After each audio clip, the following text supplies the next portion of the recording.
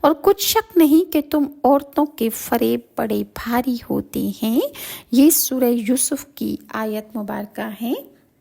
مفسرین لکھتے ہیں کہ بعض روایات میں ہے کہ زلیخا کے پاس ایک سونے کا بت رکھا ہوا تھا جس کی زلیخا پوجا کرتی تھی، اور وہ اسی بت سے اپنی منتیں مانتی تھی، اس کو سجدہ کرتی اور اسی کو اپنا سب کچھ مانتی تھی۔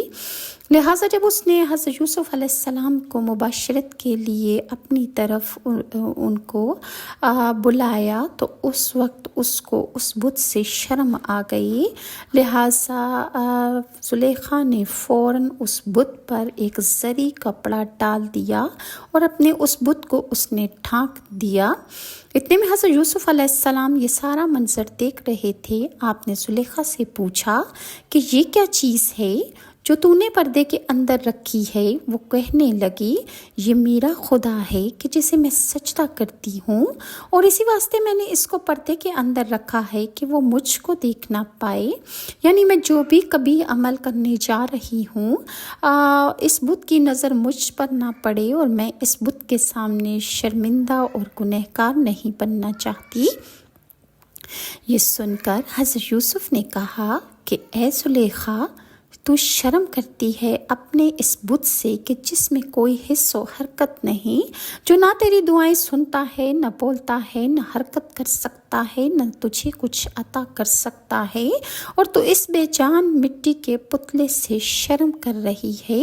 اور میرا اللہ جو بے نیاز ہے، خبیر ہے، علیم البصیر ہے، رب العالمین ہے۔ پھر حضرت یوسف علیہ السلام گھبرا کے وہاں سے اٹھ بھاگے۔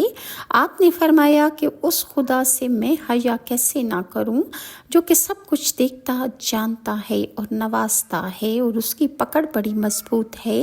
اور اس کے بعد حضرت یوسف علیہ السلام خود کو زلیخا سے بچانے کے لیے دروازے کی طرف بھاگے۔ ادھر زلیخا اپنے بال کھولے ہوئے اپنے آپ کو جو اس نے خوشبوؤں سے اور رنگین کپڑوں سے آراستہ کر رکھا تھا، وہ بھی حضرت یوسف کو پکڑنے کے لیے آپ کے پیچھے بھاگی۔ اسی وقت اللہ تعالیٰ کے حکم سے 7 دروازوں کے جو تالے تھے وہ اللہ کے حکم سے خود بخود کھلنا شروع ہو گئے۔